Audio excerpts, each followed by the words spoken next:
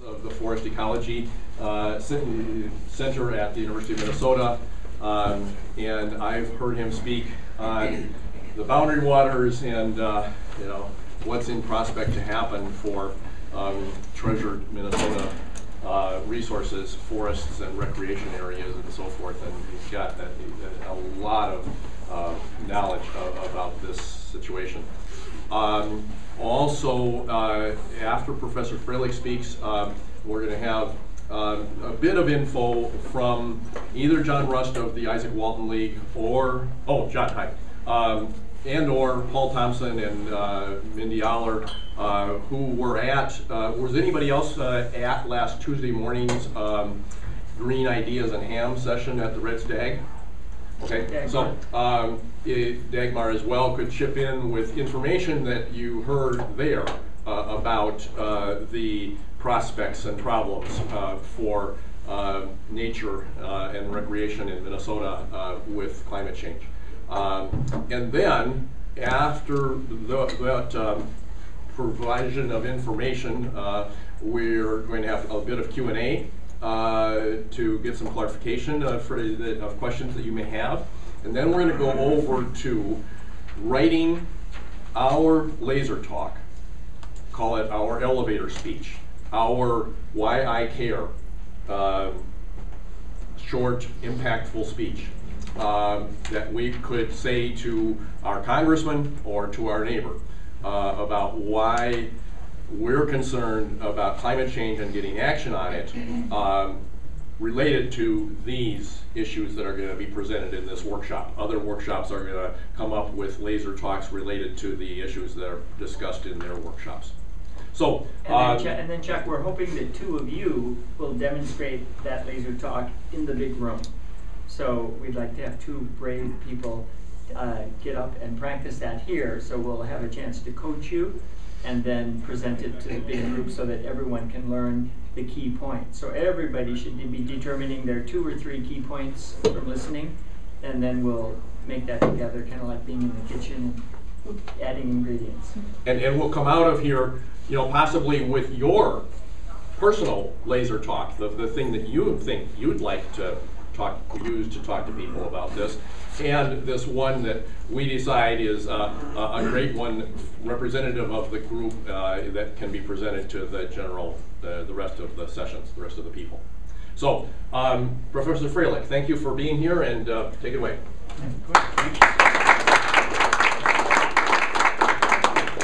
Okay, thanks for inviting me, and no cheating by taking my laser talk.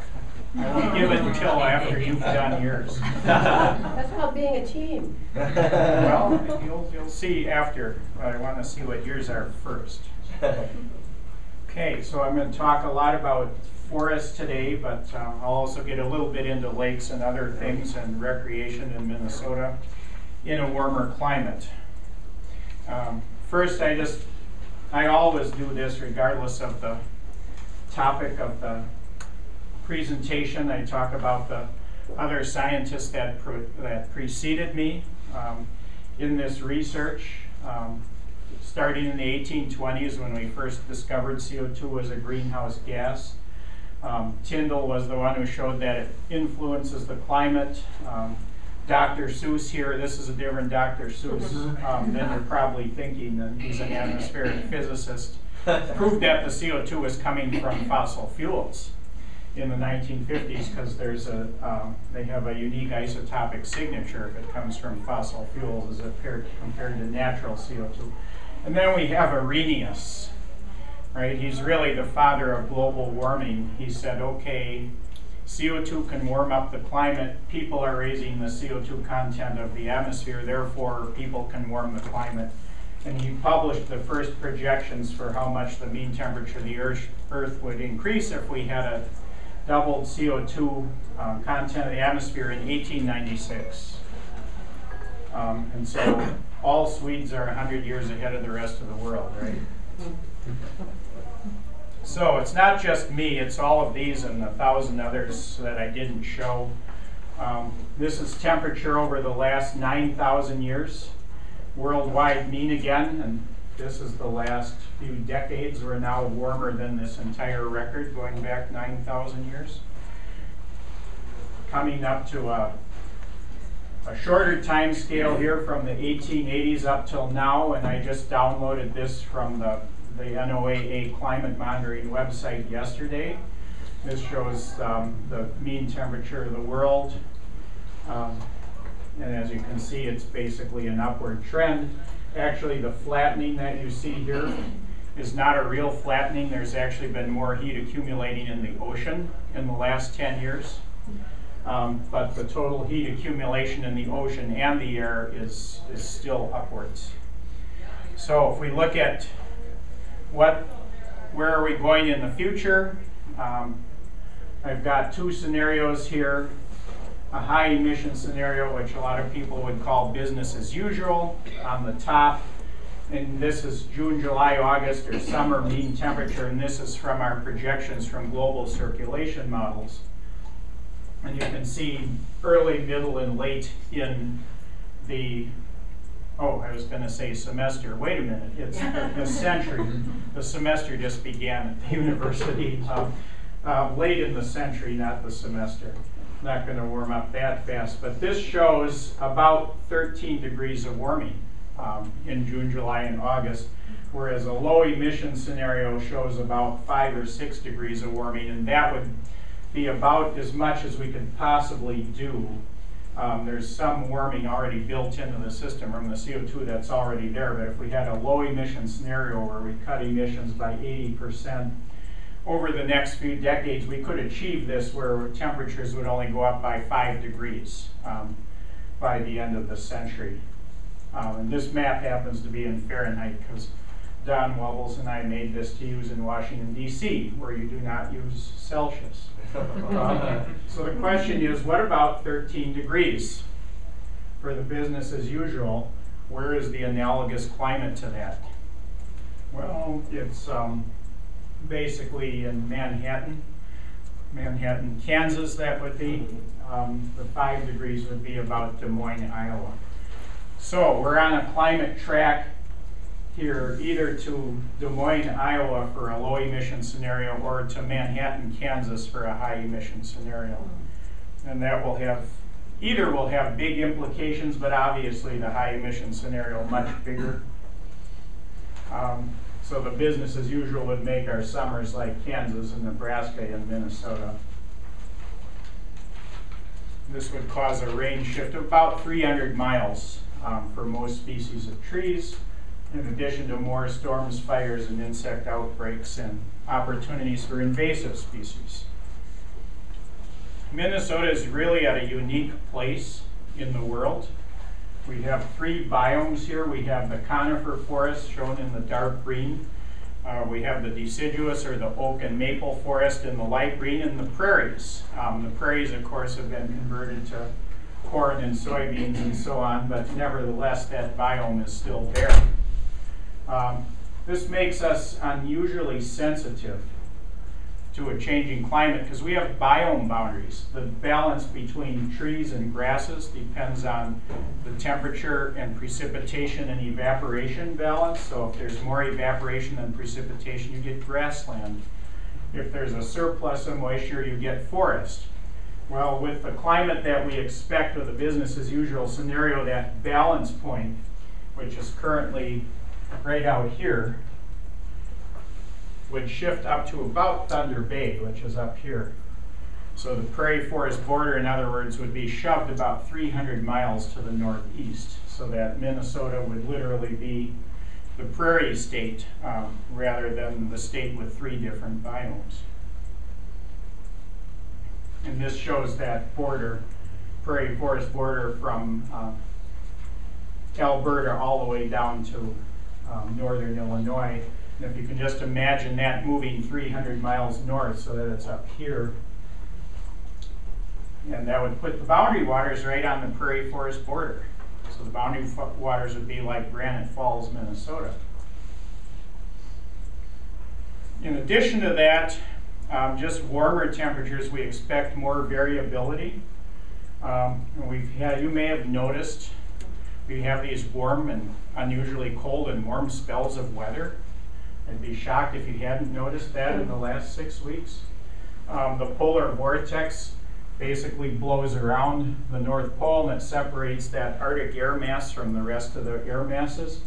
Well, it turns out when the North Pole warms up quite a bit, the temperature gradient from North Pole to equator is less, and that makes this jet stream blow slower and it meanders more, and so you get either extreme warm spells if you're in the ridge or extreme cold spells if you're in the trough. So more variability has consequences for Minnesota too, because trees have to get through the longest dry spell, right? You can get 30 inches of rain a year, which is about what we get in the Twin Cities.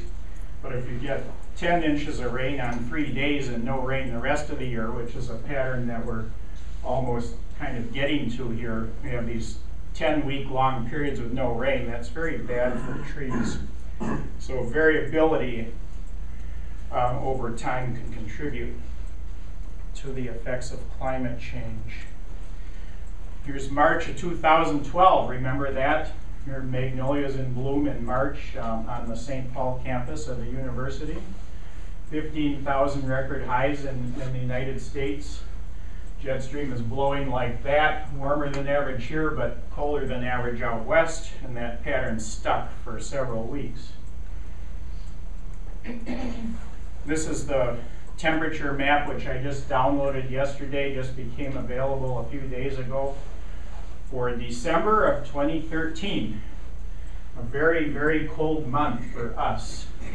So this map shows areas colored blue if they were colder than the local average, or red if they were warmer than the local average, based on the last 134 years. And as you can see, there's a lot more red on this map than blue, even though we were extremely cold because the jet stream was dipping down like that. Alaska was warm. In fact, most of the world was warm. It was the third warmest December in the 134 years when you average over the world. And there were lots of record warmest places. In the dark red, there were no, well, actually there was one little place that was record cold.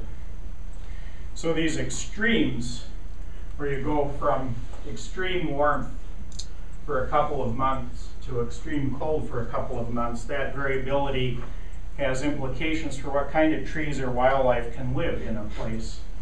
The droughts mean, longer droughts mean that we'll have more insect infestations that will kill forest. Trees can defend themselves from insects when the weather is good. When they're under stress, they can't.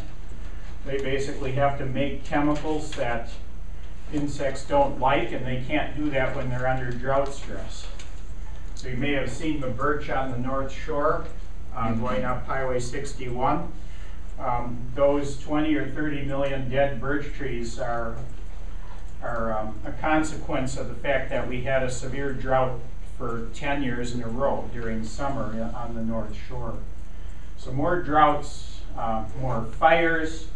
This is after the Cavity Lake fire on Seagull Lake up in the Boundary Waters.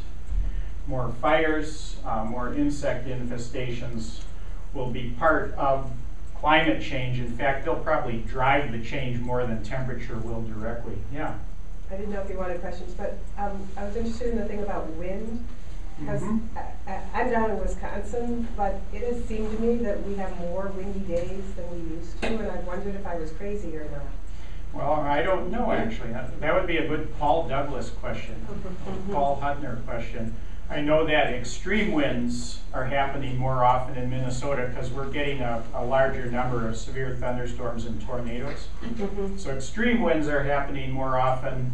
Our family has a place on the Door Peninsula in Lake Michigan in Wisconsin. There are much stronger winds over the Great Lakes than there were. I mean, that's a well-documented fact, and that's because the temperature difference between the water and the air has changed with the changing climate, and that's what drives winds over the Great Lakes. I mean, we get 15 or 20 foot waves all the time now. Fortunately, we're on top of a bluff, but for people who aren't on top of a bluff, it's kind of a bummer to have 20 foot waves coming in for 3 days because it can eat away your property. So yeah, winds will change, especially extreme winds. You know, One of the most important things in the several hundred-year life of the tree is the strongest wind for 1 second in that entire 200 or 300 year period, because that's what might knock the tree over. So just a little increase in extreme winds can have important consequences.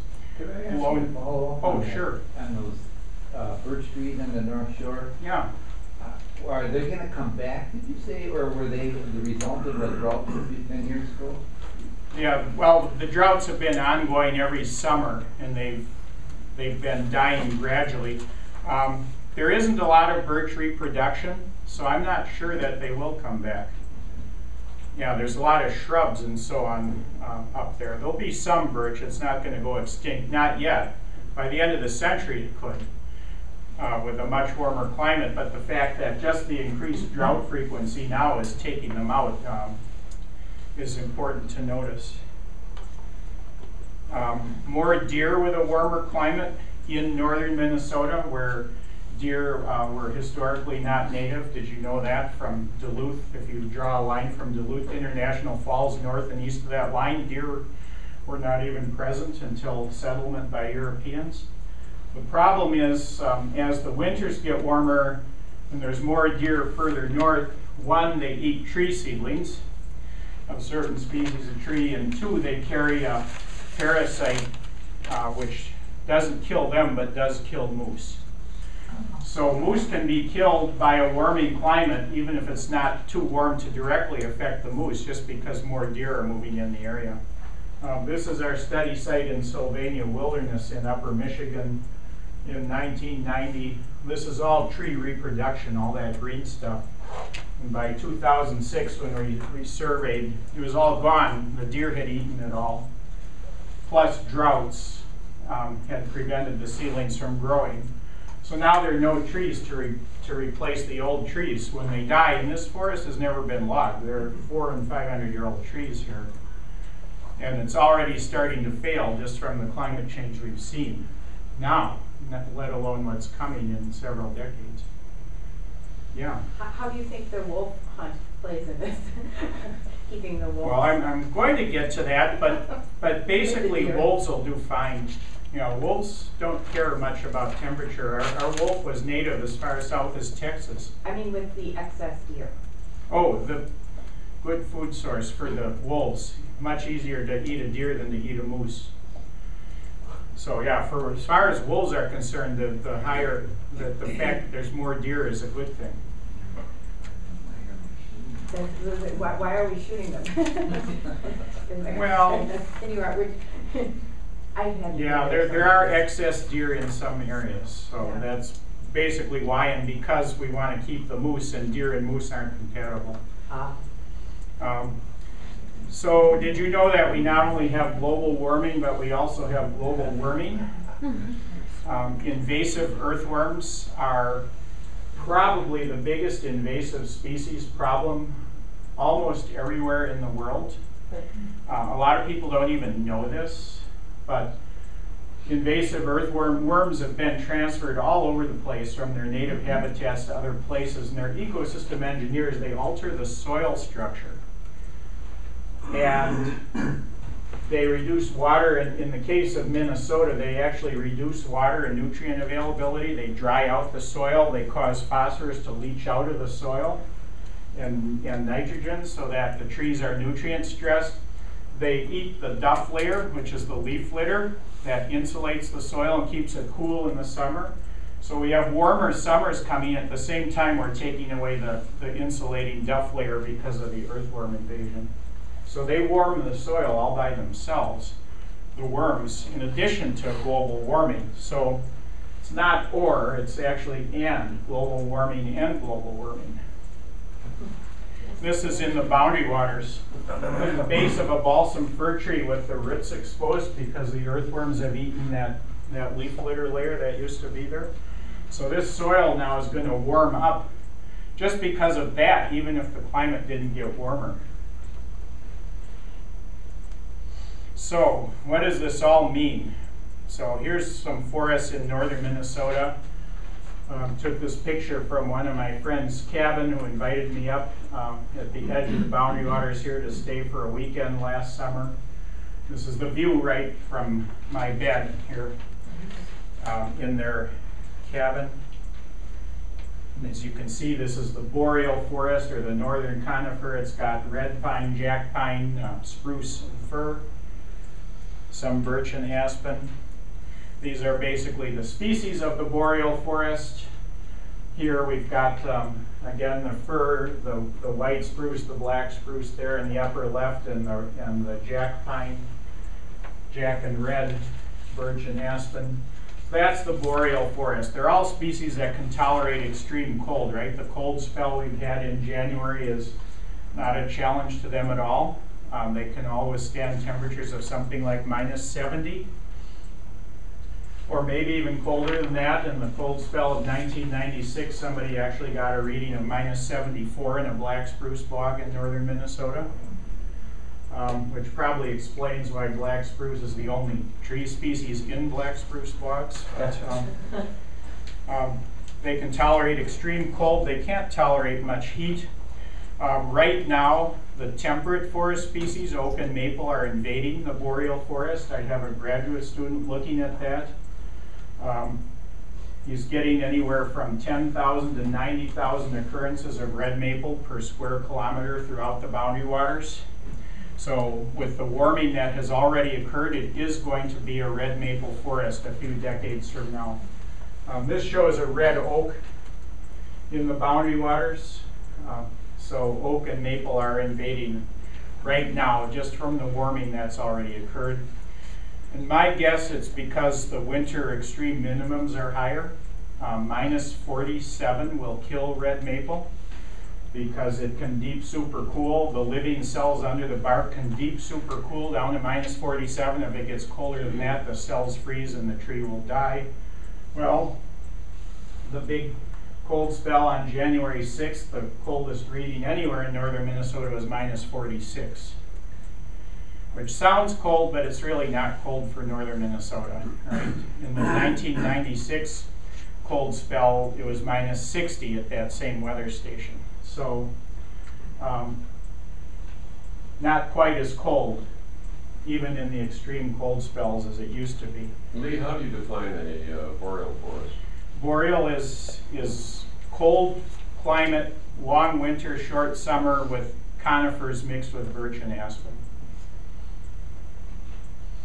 It needs a 3-month growing season, right? It can't use an 8-month growing season or a 6-month growing season like we have in southern Minnesota. So, how about some future analogs for the Boundary Waters, which is right up here. So I've picked a couple analogs that are in climates like the Boundary Waters might have several decades from now. The Candiyohi elm forest, which is the orange star, and the nice outcrops natural area, which is the blue star. This is the Candiyohi elm forest. It is a fossil forest because it's a remnant of a forest that covered hundreds of millions of acres 11,000 years ago. And there's only like 100 acres left now.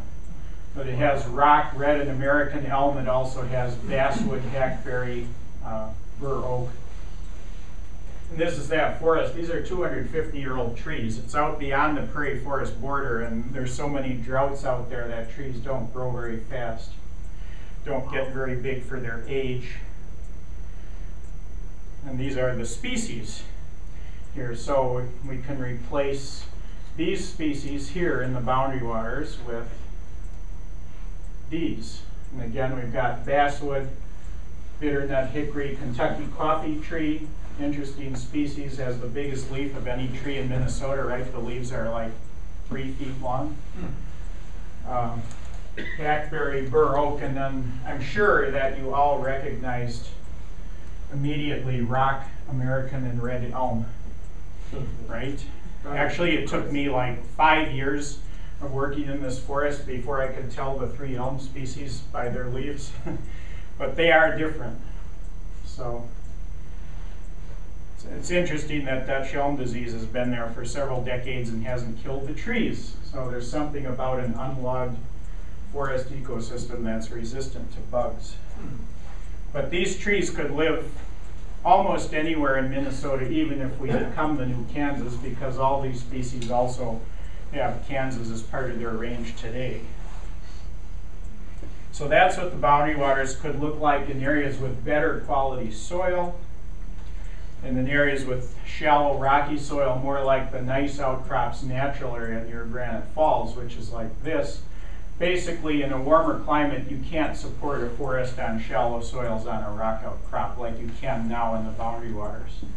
Being able to grow trees on rock is a phenomenon of very cold climates. So this is probably what most of the boundary waters will look like 6-7 decades from now. And that's even if we only prevent warming to 5 degrees. Yes. Yeah, but if it does warm up 12 degrees, it'll still be about like this, because this type of vegetation has a big temperature range. You can find it from southern Minnesota all the way to Oklahoma. Yeah. In that transition, I know you've talked about fires a lot. Is there going to be huge fires that's going to facilitate this kind of transition? Yes, there will be huge fires. What will probably happen is big tracts of forest will either blow down in storms or be infested by insects or die from droughts, and there will be massive tree mortality. Those areas will burn, and they'll just be reincarnated as, or redecorated, as I like to say, as a savanna. Oak savanna with fir oak. And believe it or not, we have native prickly pear cactus in Minnesota, and they grow on top of that rock outcrop in nice outcrops natural area. So, yeah, nice outcrops is an interesting place. The rock is 3.8 billion years old. It's one of the 4 oldest rock outcrops in the world. This rock right here, and you're all very familiar with Morton gneiss, which is this rock. You might not know it, but all these buildings in downtown Minneapolis and St. Paul with this granite-like rock with the pink and the charcoal gray swirled together, that's all Morton gneiss coming from this outcrop.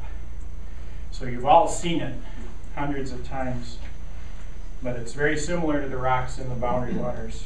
And so it has similar mineralogy and nutrient content of the soils. So it's a good analog. Nice outcrops is a good analog for the future of the boundary waters. So, and when you change the forest, you change the wildlife, right? Wildlife species depend on the types of trees and plants that are there. So in a warmer climate, these are the losers here. The lynx would be replaced by the bobcat. Most people can't tell the difference between a lynx and a bobcat, but it still makes a difference. Biologically, lynx have the snowshoe feet. Moose replaced by deer, black-backed woodpecker replaced by red-bellied woodpecker, boreal owl would be replaced by other owls. Deer will do fine in a warmer climate, wolves will do fine in a warmer climate. Wolves care more about not having people around. As long as Superior National Forest stays as a big roadless area, the wolves will do fine. It's not a whole lot of chance that we'll turn it into the new corn belt because it's just not the right soil for that. Yeah. Has the wolf hunt had a big impact on the behavior of wolves, and what do you see about the changing the hunting? Has the hunting had an effect on the behavior? I don't know. I suspect it's too soon to tell because there's only been 2 seasons. But I would expect it would make wolves even more shy of people than they were before. You know, although they don't seem to care about me being in the woods. I see them all the time. And, you know, Dave Meach, who's a world-renowned wolf researcher, always complains that he never sees wolves. I see them all the time, but I have a way of being very quiet in the woods. I can tell when somebody else is there when they're a mile away. You know, these obnoxious people from the city. Well, I live in the city too. I mean, I actually live in downtown Minneapolis, but I definitely fit in the wilderness, and the animals think so too, apparently. I mean, I tripped on a deer once. A sleeping deer, and I tripped right over it. Who was more surprised, you were the deer? I think we were equally surprised. But anyway, you change the vegetation, you change the wildlife, and in terms of lakes, you know, walleye could go away and you could end up with warm water fish.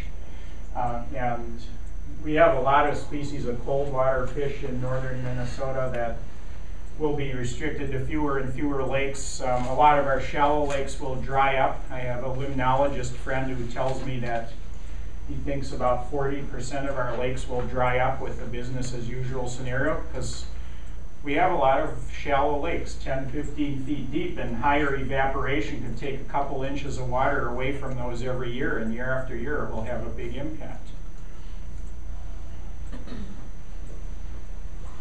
So, with business as usual, we're likely to lose the boreal biome, and that's 1/3 of all our native species. Plants, animals, insects, fungi, birds, everything is in this boreal ecosystem here. And by the way, MnDOT, you know, has these maps welcoming you to Minnesota. These are biome maps showing that we have the boreal forest, the deciduous forest, and the prairie biomes in Minnesota.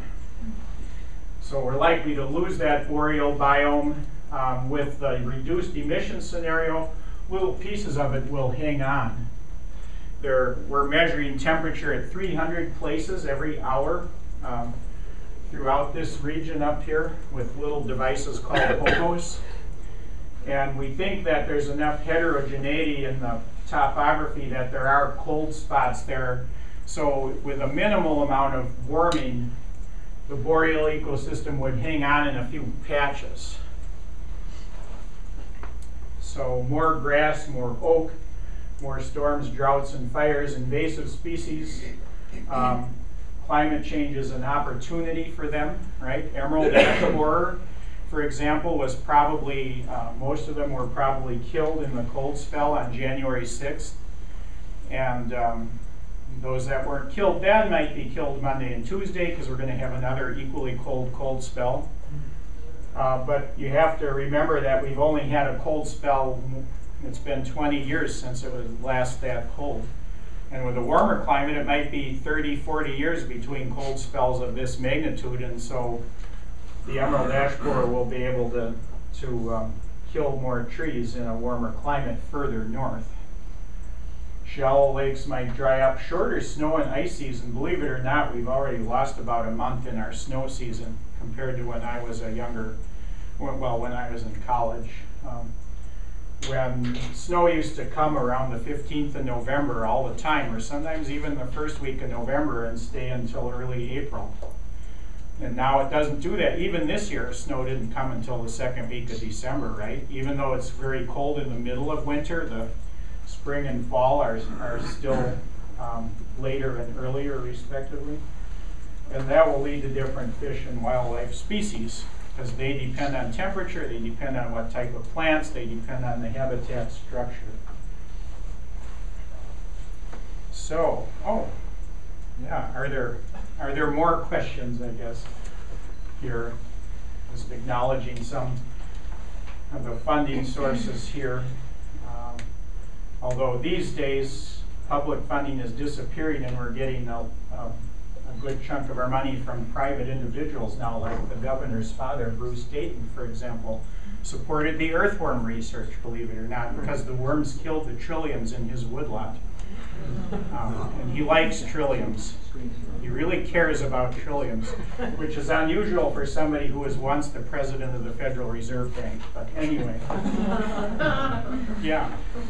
So can you extrapolate what you're saying about Minnesota to the boreal forests across the around the globe? And yeah, the boreal forest around the globe with a business as usual scenario will move 300 or 400 miles to the north everywhere.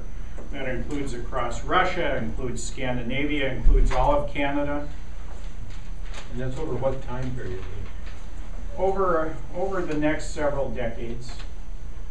Yeah, you have to remember that, I mean, we were the cold spot in the world this winter, but in Siberia it's been 10 to 15 degrees warmer than average all winter. You know, and that's where the biggest mass of boreal forest is in the world. Yeah, so our boreal forest here has gotten a 1-year reprieve, but in the life of a forest, you know, it's the average over decades that really counts. And so I think boreal forests everywhere are under stress. And as they move north, unfortunately, the ocean's going to move south because that far northern latitude land is all pretty low elevation in Siberia and the north slope of Alaska and northern Canada going up into Hudson's Bay. It's all pretty low land up there. So the boreal forest is going to want to move north while the ocean is coming south, and it's going to be squeezed into a pretty small space.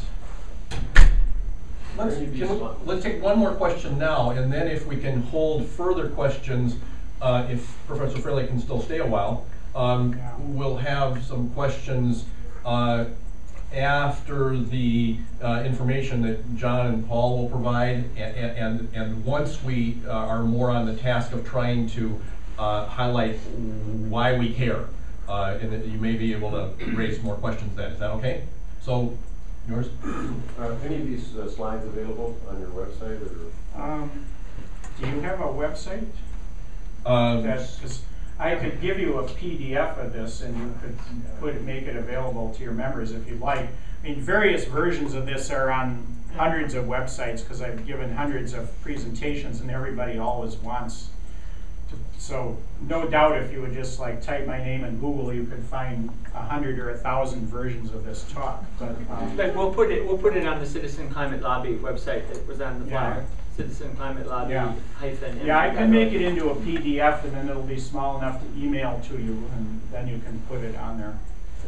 Right. Thank you. So, could we have a round of applause? Yeah.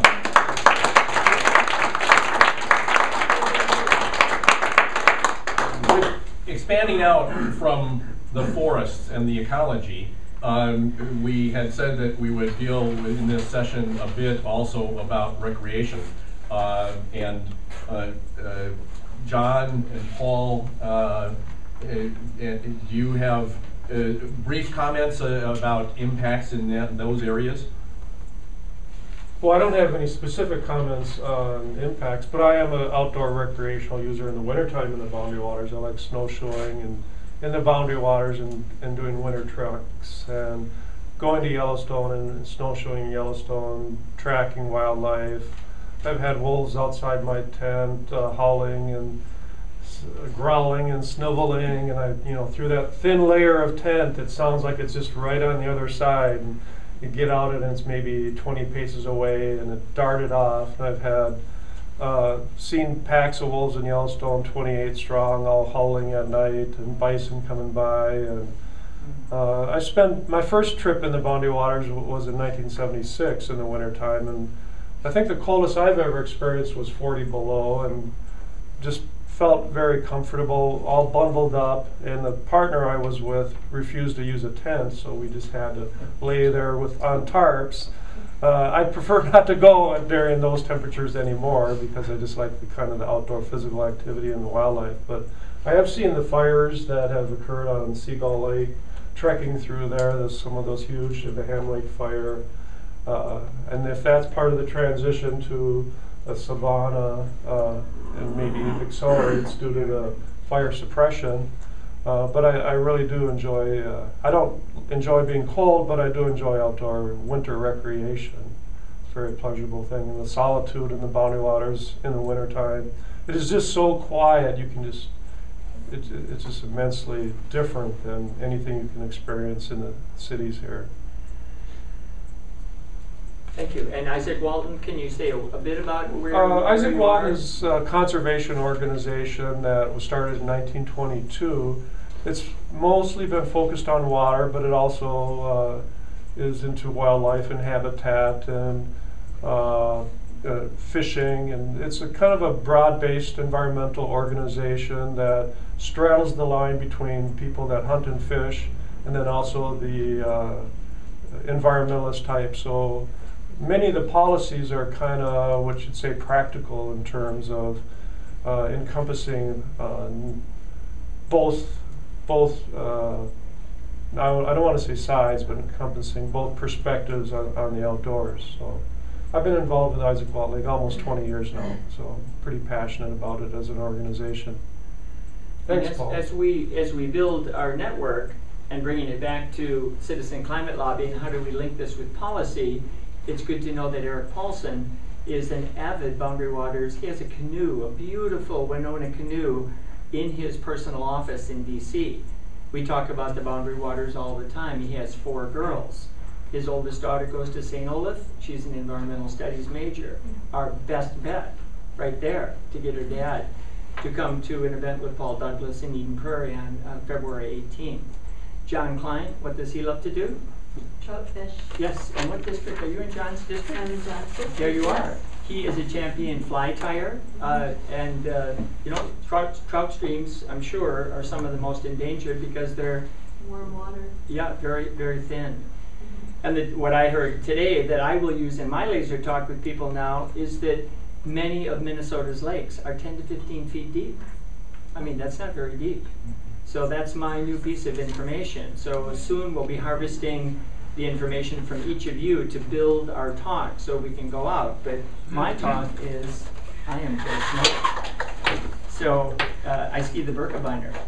And the Birkebeiner has only been canceled once, but it has been shortened 5 or 6 times in my 33 years of skiing.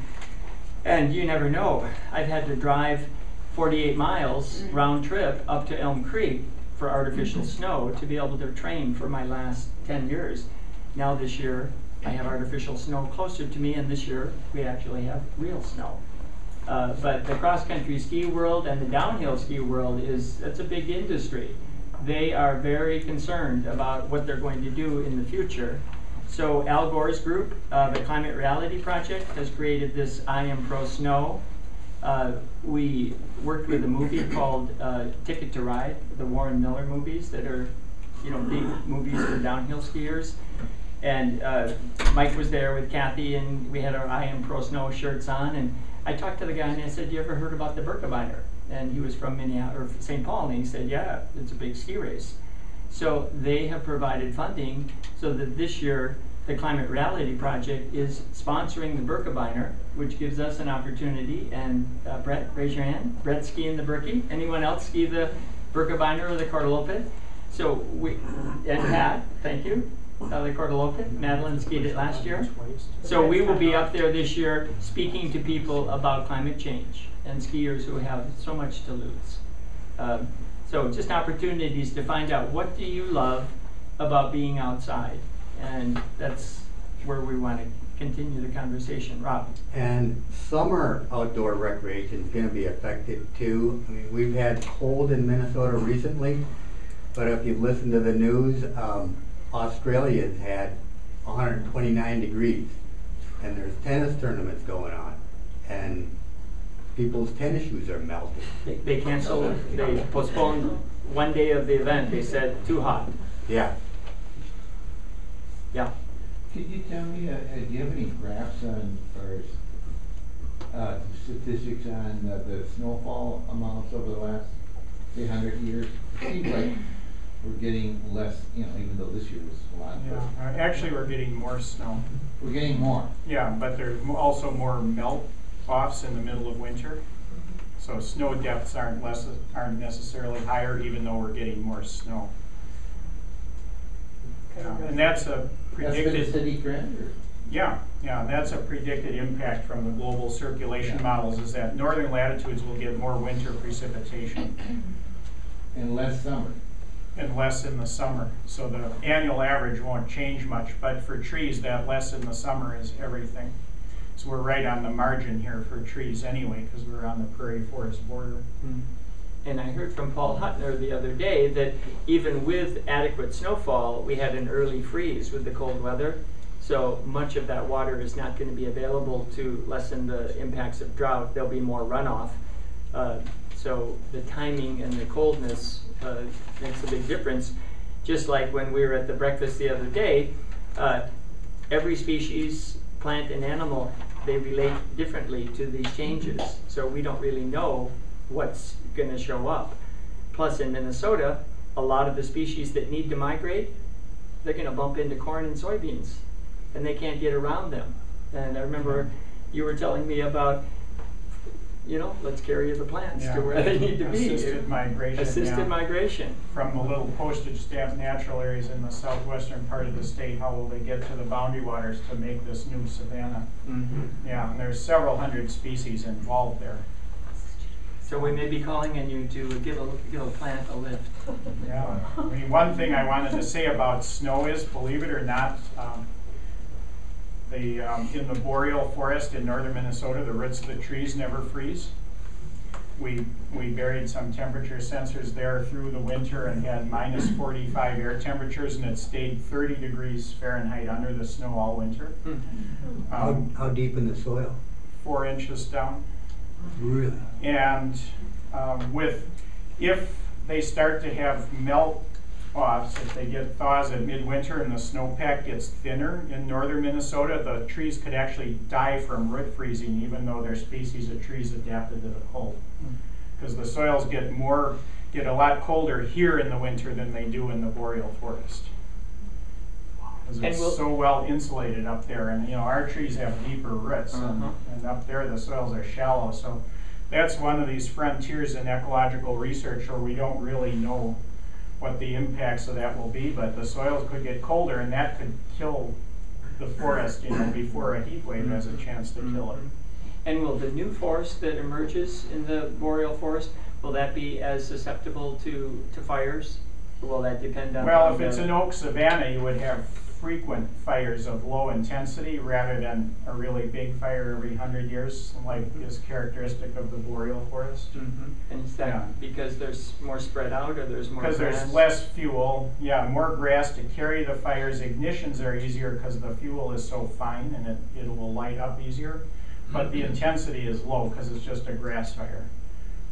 But the fires that we'll have between now and getting to a savanna, when the existing forest dies, will be gigantic conflagrations that will not be controllable at all. Great. We have time for a few more questions. I have a question.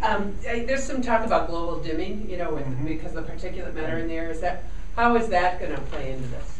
Well, global dimming has masked the effect of increasing CO2 concentrations. In other words, if we weren't putting so many particulates in the atmosphere, it would have warmed up more than it did. And so it may be that the atmosphere is actually more sensitive to CO2 than we thought because of global dimming. But the thing is, the particulates, their effect on the atmosphere is going to reach a limit pretty soon, and the CO2 is just going to keep going up, and we're nowhere close to a limit. So that could mean that warming will accelerate in the next few decades because the dimming effect will reach its peak and won't be able to increase any further when the CO2 will get past the part where it was masked by the global dimming. But I should say also that the dimming effect is minimal here compared to places like India and China. Dimming is only like 2 or 3% in Minnesota. So 98% of the sunlight is getting through the atmosphere down to the ground in Minnesota, whereas some places in China it's dimming like 20%. And that's because of the excessive coal burning? Because of all the particulates from their smokestacks, yes. So if we able to keep it to a 5-degree temperature increase minimum, what has to occur to keep it to that level? To keep it at 5 degrees Fahrenheit temperature increase, we would have to have something like an 80% cut in CO2 emissions in the next 3 or 4 decades. And that corresponds to the 2 degrees Celsius that they're talking about? 2 degrees Celsius is about 4 degrees Fahrenheit, I know you talked about the trees of the Candio High fossil forest, but are there varieties of trees that you would recommend planting in the metro area that are going to be tolerant? Oh yeah, the American basswood, Kentucky coffee tree, hackberry, bur oak, white oak, The disease-resistant elms. There's a lot of good disease-resistant elms now, the Valley Forge elm. And the Princeton elms are elms that were found out in the forest where all the others had died from Dutch elm disease, and they screened them and discovered they were naturally disease-resistant. So they're real elm trees. I mean, they're not hybrids with Chinese elm or grafted onto a different root like some of these I call monster elms. But I mean, the Valley Forge and the Princeton are real elms, are real American elms that happen to be resistant. So elms are very drought and heat tolerant. You know, they grow in Kansas. Yeah. I just would love more detail, since the Boundary Waters unites us all across political ideology. I mean, I had no idea that even the best case scenario, we're talking almost complete disappearance of the boreal forest. But you did mention pockets of hope, and I would love to hold on to more details of what is that pocket of hope? How big is it? Where would it be? Whatever you know. Well, one part of it would be the Gunflint Trail coming out of Grand Marais. That area is, believe it or not, 4 to 5 degrees cooler in summer than Ely, and it's a couple thousand square miles. So, because we have these temperature measuring devices all over the landscape, so that might be a large pocket where some boreal would hold out. The other would be on the shore of Lake Superior, especially in the canyons, because even if Lake Superior ends up being thermodynamically more like Lake Michigan in the future, Lake Michigan has some boreal forest remnants on its shore. And I think Lake Superior will become like Lake Michigan in terms of its thermal properties. But it will still have the 39-degree water underneath, right, that can upwell near the shore and cause cool spots in the summer. And then there would be a few places in large lowlands that are wet, like bogs, which would be in northwestern Minnesota, and even in the western Boundary Waters, north sides of hills. You know, so major landscape ridges are topographic features on the north sides. And believe it or not, those are 5 degrees cooler than the south sides of the same hill. Would the cooling effect also extend to larger lakes in the Boundary Waters, like Brule or Bass? Yeah, deep lakes could retain cold water underneath a warm surface in the future, because of the property of water being most dense at 39 Fahrenheit. So in the winter that it gets, or in the fall it gets that cold, it sinks, and then it becomes stratified, and it stratifies in the summer when the warmer water floats on the colder water. So deep lakes could retain some cold water and some of the cold water fish, you know, and Lake Superior will probably retain Cisco and some of these things that require extremely cold water. Yeah. 2 things. You're saying that in 30 years change is going to take place. When do you think the Boundary Waters are going to be so changed they're not going to look the same anymore? Yeah, I'd give it 3 to 4 decades. I mean, when you just look at the frequency of red maple seedlings throughout the Boundary Waters, all those have to do is grow up, and it's going to be a different. I mean, if it's all maple, it's going to look different, right? And then that might be an intermediate step before it changes over to more of a savanna-like environment. First changing to maple and red oak, which are the 2 temperate species that are there, and then later changing to an oak savanna. Although I did discover a grove of bur oak on one of my study sites in the middle of the Boundary Waters, and those oaks have been waiting there for 7,500 years, from the mid-Holocene warm spell, when there was a fair amount of oak that far north. So those poor oak trees have been sitting there for 7,500 years waiting for the climate to warm up so that they can push out the boreal forest. Their time has come. Their time is coming. So for them, it's a great thing. And the acorns literally have been there dormant. No, it's trees. It's a grove of trees that's been reproducing. And, you know, just like the Candy Ojai elm forest is a remnant from 11,000 years ago out in the middle of the prairie. So yeah, and they've just been reproducing in these little groves because that little microclimate was still okay for them. Yeah. One more, and then we got to get to work. A cherry tree in my backyard in Bloomington that died last year. I planted it a few years ago, And last year we had a really cool, or a really warm April, bud break in April, and then we had freezes in May. Do you think Yeah. that's killing cherry trees? Yeah, it could kill more than cherry trees. Actually, in March of 2012, we almost lost several million acres of spruce in the boundary waters in northern Ontario, because they woke up when we had that extreme warm spell, and then when temperatures went back to normal in May, they turned brown. Now, if that happened 2 springs in a row, all that forest would be dead instantly, but as it happened, the following spring was okay. But that bigger variability in warm spell followed by cold spell in spring, that's more characteristic of a more southern climate. You know, trees that live down in Arkansas and Tennessee, for example, are very conservative about leafing out. They wait until it's been 80 degrees for 3 weeks, because it's normal there to have a week of 70-degree weather followed by a week of 20-degree weather, and it does that all winter, and so they can't respond to that week of warm weather. Whereas a boreal tree like spruce will. You get several days of 70-degree weather, it'll wake up. Then if it gets cold again, it'll be killed.